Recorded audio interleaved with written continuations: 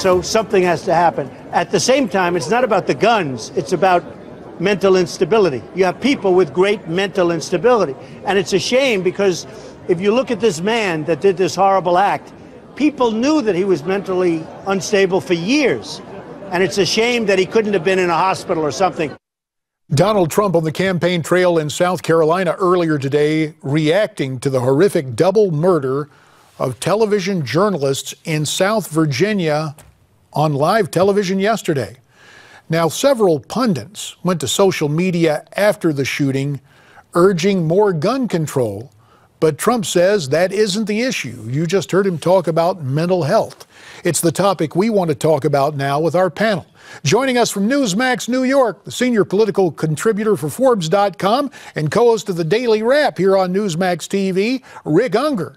And joining us from Washington via Skype, Republican strategist and professor at Georgetown, Brad Blakeman. Gentlemen, to you both, thanks for your time on Newsmax Prime. Brad, first to you. Trump says it's not a gun issue, it's a mental issue. Do you agree? Absolutely. I think he's right on target and in identifying the problem. The left would like us to believe if we just take all the guns away, everything will be all right. The problem is only the bad guys will have the guns.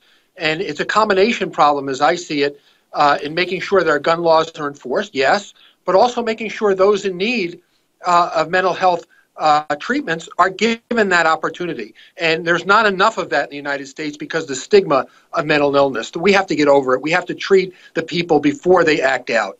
Rick, what's your take on that? Well, actually, I don't disagree. Certainly in this case, it appears to have very much been a mental health issue. From everything I've been able to find out, this guy did pass a background check that was put in place in Virginia to try and do what we all would like to see done. So I don't think we can blame it on that. Look, you know, people are going to get guns. I sometimes think this whole argument that we have is kind of a specious one, because the simple truth is, whether I like it or not, if we were to outlaw every gun in America tomorrow, every single one of them, it's going to be a long time until you burn through 300 million guns that are already on the street. So, you know, all you can do is the best you can do to try and keep guns away from people who are crazy. But of course, there was a mental health issue involved here. Let's turn to some other important things, specifically poll numbers. There's a new Quinnipiac poll out. It has Hillary Clinton still ahead over Republican candidates, but her lead is weakening. Does this show that her semi-apology concerning her email server is just not having the impact she had hoped? Let's go first to you, Rick. Well, listen, this is all so early right now, and including in the email fiasco. We've got some months to go before the FBI reports whatever it is they're going to report, and that's going to be extremely important. And there's also the specter of Joe Biden right now. And look, I like Joe Biden. I wouldn't be unhappy at all if he decided to go for it. But let's not forget that candidates who are not yet candidates are always far more popular than they are when they become candidates. Well, even with that wise disclaimer, Rick, let's turn to Brad. The whole specter of Joe Biden, because that same Quinnipiac poll had him running stronger against Republicans than Hillary. We see the numbers right there. What do you expect, Brad? In the final analysis, will Joe Biden jump into this race? Run, Joe, run. He should. Look, there's trouble in paradise. The Democrats have put all their eggs in one basket, and they'll rue the day that they did this. And the fact is that Hillary Clinton is in big trouble, more than she certainly is leading on to.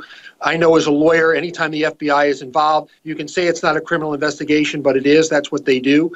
They're a police organization. I think there's enough there. There's two important things with a politician. As you know, JD, there's the court of public opinion, and then there's the actual court of law. And in some cases, the court of public opinion is much more severe than the court of law. So she's in big trouble. It gives an opportunity to Biden. Yes, he should run. Rick, you noted it's a long time. Go ahead, Rick. 45 seconds. One thing I would quickly disagree. I quickly disagree that the Democrats have put all their eggs in one basket. We know of the 770 key bundlers for Obama, only 55 of them have become bundlers for Clinton. Most of them have not. And I've spoken to some of those 55, and I got to tell you, they have told me off the record that if Joe Biden runs, they will switch to Joe Biden from Hillary. All right, Rick Ungar, Brad Blakeman. Gentlemen, we appreciate your insights, analysis, and passionate discussion. Thanks very much. Thank you. Programming reminder in order now.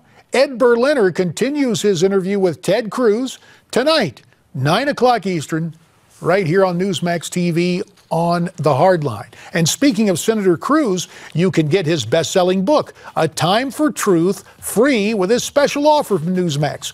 Go to newsmax.com/Ted Cruz or call this number, 1-800-485-4350. That's 1-800-485-4350. We'll be right back.